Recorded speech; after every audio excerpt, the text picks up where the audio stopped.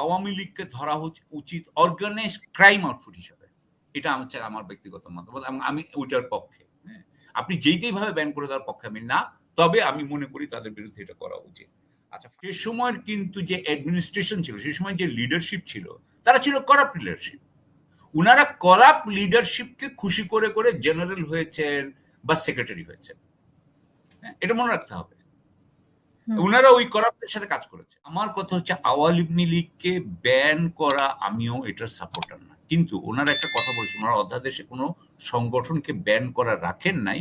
কিন্তু আমি একটু দেখলাম যে ওখানে ওনারা বলেছেন যে সন্ত্রাস দমন আইনে কিন্তু করা, মানে যদি সন্ত্রাস করে থাকেন তারা সন্ত্রাস দমন আইনে পড়বেন। যদি নির্বাচনে উল্টোপাল্টা করে থাকেন তাহলে নির্বাচন আইনে পড়বেন। আপনার পার্টি অ্যাক্ট আছে, একটা অ্যাক্ট এটা বোধহয় অর্ডিন্যান্স 1978 আছে।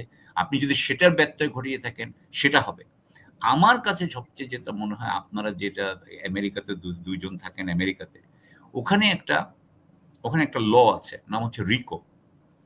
আমার কাছে মনে হয়েছে যে আমাদের দেশের এই বড় রাজনৈতিক দলগুলো আসলে সংগঠিত অপরাধী চক্র। কারণ উনারা সারাক্ষণই ষড়যন্ত্র করবেন যে কিভাবে, ওখানে কিন্তু কতগুলো কথা আছে, ৩ জনের বেশি হতে হবে, ৩ জন অথবা তার অধিক হতে হবে। তারা একটা ষড়যন্ত্র করবেন, ষড়যন্ত্র হতে হবে। এই ষড়যন্ত্রের ফলে তারা কি করবেন? তারা ফেডারেল আইন ভাঙবেন। এটা কিন্তু এটার অংশ।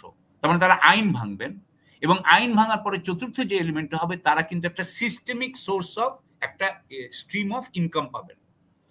আপনি যদি সেই হিসাবে দেখেন তাহলে কিন্তু আওয়ামী লীগ যা যা করেছে সবকিছুতে অর্গানাইজড ক্রাইম, এগুলো সব অর্গানাইজড ক্রাইম।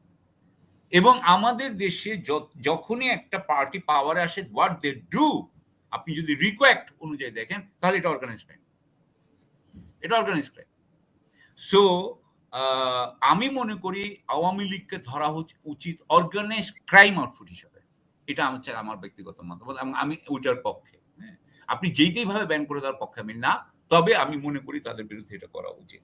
আচ্ছা, ফাইনালি আমি বলতে চাই ছাত্রদের ব্যাপারে। ছাত্ররা একটা বিশাল ভুল করেছে, এটা ছাত্ররা বোঝে। ছাত্ররা যেটা করেছে, যে ছাত্ররা সেটা জানতো না তখন, ছাত্ররা ডক্টর ইউনূসকে চুজ করেছে, এটা ঠিক আছে। কিন্তু ডক্টর ইউনূসকে ছাড়া তারা উপদেষ্টাদের নাকি তারা পছন্দ করে নাই, তারা ওইটা সিলেক্ট করে নাই। উনি যখন যাদেরকে উনি সিলেক্ট করে এনেছেন তারা কিন্তু সম্পূর্ণভাবে এই কাজের জন্য যোগ্য নন।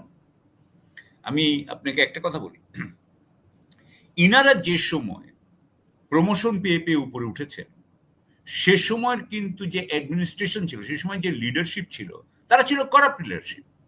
উনারা করাপ্ট লিডারশিপকে খুশি করে করে জেনারেল হয়েছেন বা সেক্রেটারি হয়েছেন। এটা মনে রাখতে হবে। উনারা ওই করাপ্টের সাথে কাজ করেছে। আর আমাদের এখানে যারা কাজ করেছে, আমরা ধরেন যারা বিপ্লবী ছিলাম বা বিদ্রোহী ছিলাম, আমরা তো কখনোই ওই ধরনের লিডারশিপের সাথে কাজ করব না। সো উনি তো কখনোই একটা জেনারেল পাবেন না যে অনেস্ট, এটা উনি পাইতে পারেন না। মুস্তাফিজ ভালো বলতে পারবে আমার থেকে। আমি এই একইভাবে আমি জেনারেল কথা বলবো, আমি সচিবের কথা বলতে পারি। এটা পাবেন না আপনি। আপনি ওই ধরনের লোককে পাবেন না যারা এন্টারপ্রাইজিং, যারা হার্ডি এবং যারা করবে।